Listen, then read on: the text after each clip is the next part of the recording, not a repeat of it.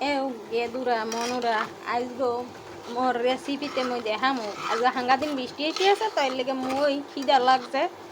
আর হের লেগে চাউল ভাজতে আসি লগে বাদামও বাজমু এখন সেই টিপস গো হইলো এই যে চাউলের মধ্যে মুই বাদাম গো দিয়ে দিম বুঝছেন যে কয়টা বাদাম দেওয়ার এই কয়টা দেবেন না এবার দিয়ে বাজা শুরু করবেন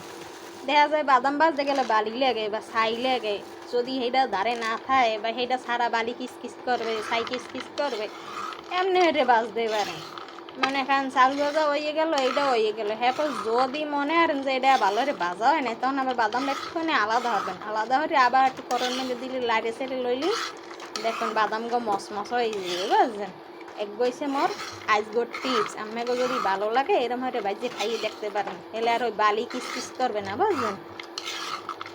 আর মুই চাউল এমনিও আগে বাজে লইছি এই যে